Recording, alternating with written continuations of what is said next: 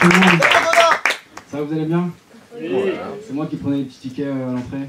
Ça va, tout le monde est bien installé? Cool. Bon, on va commencer. En fait, moi j'ai habité pendant 2 mois au Maroc.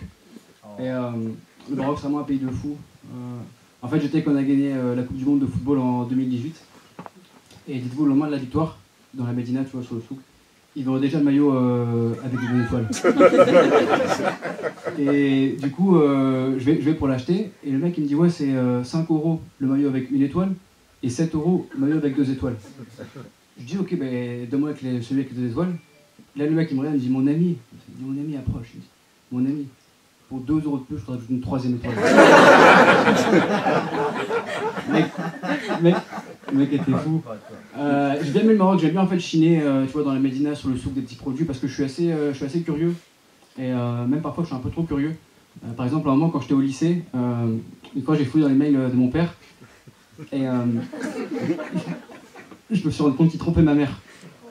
Oh. Et je regarde dans le détail, et en fait, je me suis rendu compte qu'il reprenait des blagues que je l'avais refait pour les refaire à sa maîtresse. On rigolait, lui et moi, il reprenait mes blagues. Et j'avais envie de lui dire, mec, c'est moi qui ai fait rire ta maîtresse? Normalement, c'est moi qui la nique. Bon, après, sexuellement, j'ai un problème, c'est qu'en fait, je suis l'inverse d'un précoce. Ça veut dire que t'as des mecs, quand ils couchent avec leurs copines, ils arrivent pas ils terminent trop tôt. Moi, j'arrive pas à terminer.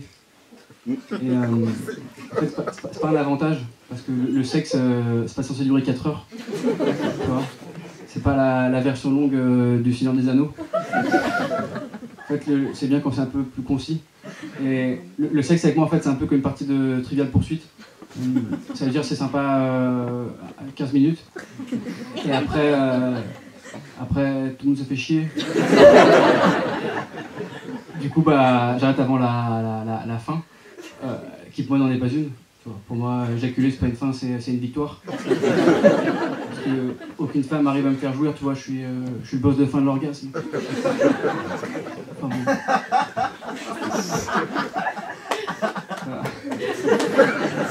À l'avenir, ça va être un peu plus dur d'avoir des rapports sexuels parce qu'en fait, j'ai la calvitie.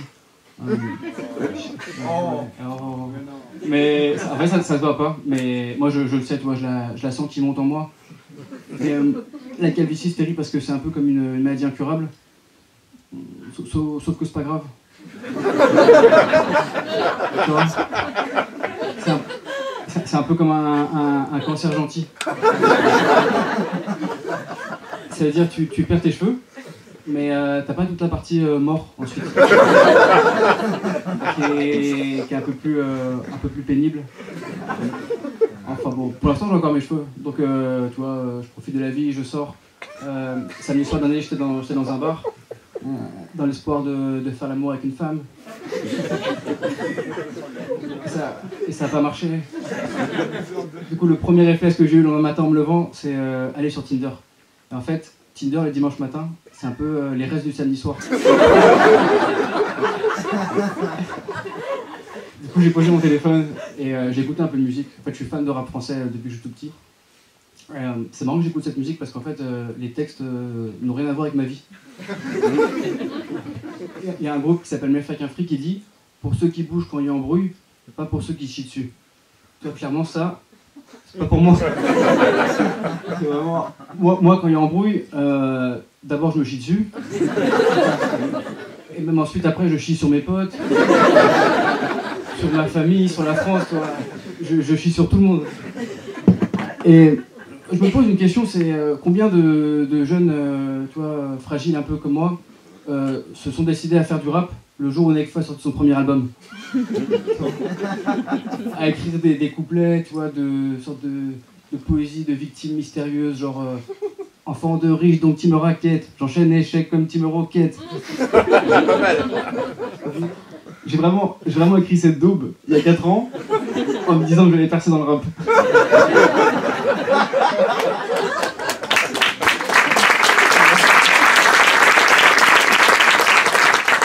Bon, je vais vous laisser là-dessus. Je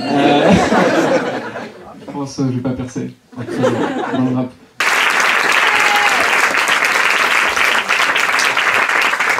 Bon, ça va toujours une Galabru?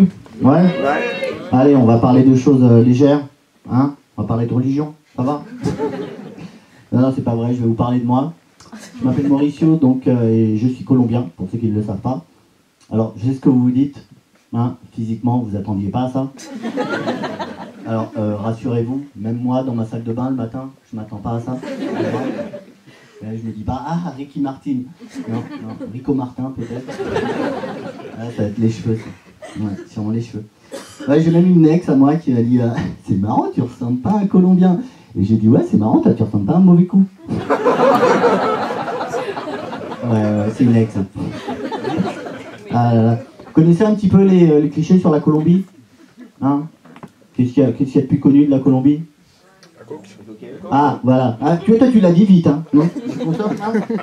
La coke, et il n'y a pas une autre poudre? Non. Ah, le café, voilà. Hein? Il y a des riches ici, des gens du showbiz. Non, parce que selon l'endroit où je la sors, en province, ils disent tous le café. À Paris, la coke. Ça va, les blindés? Ouais, c'est notre spécialité à nous. Hein. C'est notre foie gras, en fait. Ouais, ça dit, Colombien pour voyager, c'est pas ouf. Hein. Non, parce que les douaniers, ils se font plaisir. Quand ils me voient, ils ont l'impression d'avoir affaire à Pablo Escobar. Merci Netflix. Alors que non, hein, j'ai pas de coke sur moi. Et franchement, si j'en avais, je serais pas là. Hein, vraiment. Ah là là, c'est chaud, c'est chaud. Non, mais moi je me suis toujours demandé, vous êtes déjà fait palper par des douaniers?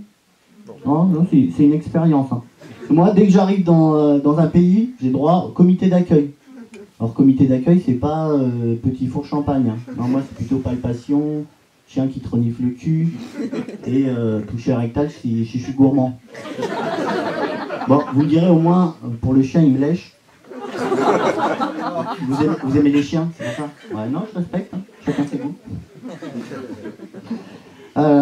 Non, mais franchement, on dit des Latinos et des Colombiens qu'on est chaud, mais les douaniers.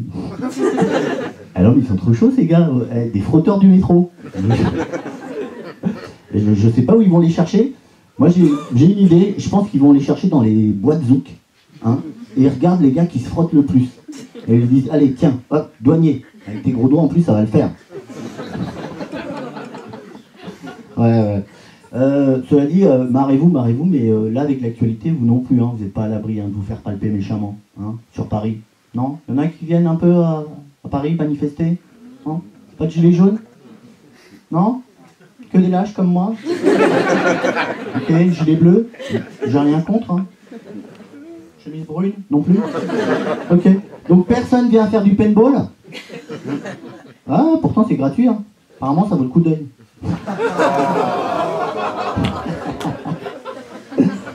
Ouais.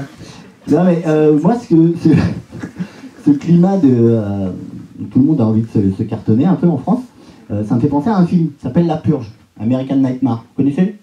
Ouais. Alors, pour les incultes et pour ceux qui regardent que Arte, en gros, c'est un film d'anticipation où pendant une nuit, on aurait le droit d'assassiner qui on veut quand on veut. Et là, moi, je me dis dommage. Ah ouais, dommage parce que moi, j'habite le 93, gros potentiel.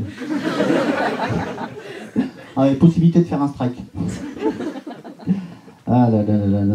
Je sais qu'il y a aussi, quand je parle un peu de violence policière, ça crée une petite gêne. Et puis il y a toujours quelqu'un qui me dit « Ah, mais t'es Charlie ou t'es pas Charlie ?» Bon, écoute, j'ai déjà du mal à être moi-même. Alors, oui, je suis Charlie, on est tous Charlie. Mais moi, j'ai grandi en banlieue, donc je suis aussi Lulu. Il n'y a que les vieux qui peuvent comprendre. Ah là là.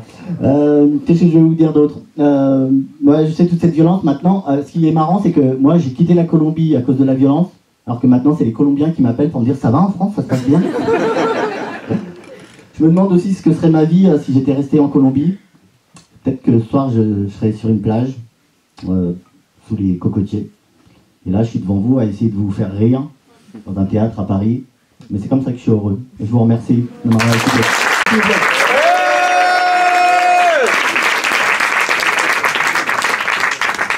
Ça va? Ouais. Putain, ça me rappelle une garnave, putain. Bon, moi je me présente, je m'appelle Stefan Zvek. En polonais, on dit chef. Dans ma famille, on dit Sveck, ne me demandez pas pourquoi, j'en sais rien. Et en français, bah, ça s'épelle en fait. S-Z-E-W-S-C. C'est entre un code Wi-Fi et le secrétaire d'État chargé de la retraite. Et là où ça continue, c'est compliqué pour moi, c'est que ma mère est algérienne. Je suis mi-consonne, mi-vénère. Et mes parents, ils ont eu comme idée de me baptiser dans les deux religions. Alors moi, j'avais rien contre, j'ai pas fait d'histoire géo encore, tu vois. Et si on peut faire bugger Zemmour et Daesh en même temps, faut pas se priver, hein. Et pour le baptême catho, ça va, je nageais bien. Mais au moment d'arriver à la circoncision, l'équivalent du baptême chez les musulmans, allô Houston, il y a un problème. Un Polonais circoncis, ça fait plus juif que musulman. Et à l'époque, on est fin des années 70, on a plus peur d'un retour des Allemands que des musulmans. L'islamophobie, c'est venu après. C'est pas encore coté en bourse, tu vois. Et donc, mes parents divorcent juste après. Et je suis très proche de ma mère. C'est un peu comme ma sœur, vu qu'elle m'a eu à 17 ans. Et mes grands-parents ont pris le relais de mon éducation. Et mon grand-père est devenu mon maître Jedi, mon Obi-Wan Kabylie. Et un jour, il me dit, Malik, va falloir terminer ta formation. Wow. On change les prénoms. Ah, c'est comme ça, info mercato, les... Ils veulent me recruter, putain. Et je le fais. Parce que pour vous situer, mon grand-père, c'est un mélange d'Alain Delon, De Niro et Kadhafi. Je peux pas lui refuser ça, tu vois. Donc je prends rendez-vous avec un chirurgien, et tous les mecs qui sont là peuvent vous le dire, pour rendre rendez-vous pour se faire circoncire de son plein gré à 20 ans, ça peut se mettre sur un CV. Hein. Et donc je vais au rendez-vous, et je tombe sur un mec super sympa, une tchatch, on aurait dit Balkany qui te parle d'évasion fiscale. Il me dit, moi je peux le faire, et c'est 100 000 francs, à l'époque c'est en francs, c'est l'équivalent de 750 € pour les plus jeunes, c'est l'équivalent de mon salaire de l'époque, c'est tant pis pour ma gueule. Et le mec est quand même super fort, quoi. Il a réussi à mixer ses deux passions, les prépuces et l'oseille, et en faire un métier. Mais à un moment, il me dit allez-y, il faut que je regarde, allongez-vous. Alors, j'étais un peu vénère. Je n'avais pas prévu que ma première relation tarifée, ce serait avec le chirurgien. Donc je me mets en position de Bruel. Et pendant qu'il fait Thierry Pimpon sur le chihuahua, moi j'ai cette musique dans ma tête qui tourne, c'est You Are Not Alone de Michael Jackson. Et je commence à faire des calculs. 750 € pour 5 cm², je vois large. Ça fait le mètre carré 1,5 million. On est sur un devis pour Notre-Dame. Il y aurait Stéphane Plaza à côté de moi, il me dirait par rapport à la superficie, on est bien au-dessus du marché.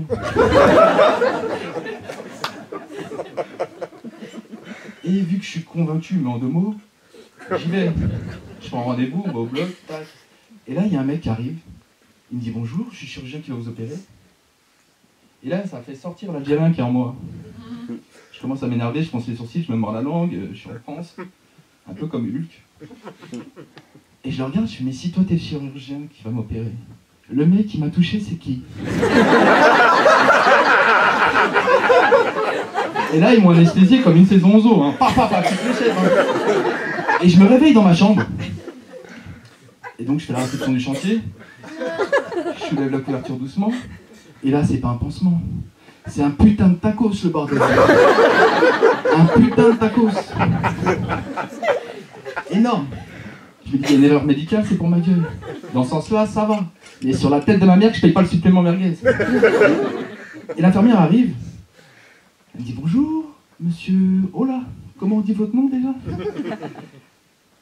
Ça s'est bien passé, l'opération s'est super bien déroulée. Eh, vous êtes sûr là, parce que c'est un peu balèze là. Ah, elle me dit, non, ça c'est rien, c'est l'œdème, ça va dégonfler. Elle a vu que j'étais déçu. Elle me dit, si vous voulez, je fais le pansement. Je fais, non, laissez, je vais le faire. Et je sais pas si vous avez déjà mangé des tacos. Vous avez déjà mangé des tacos? Ouais. Faut jamais ouvrir le tacos. Jamais. Et moi à l'époque, j'avais jamais touché un faritas. À la limite une crêpe, mais ça se plie pas pareil. Et j'ai ouvert le tacos. Et le tacos, il a vu que j'étais déçu. Et je suis tombé dans les pommes. Et je vais vous laisser sur ça.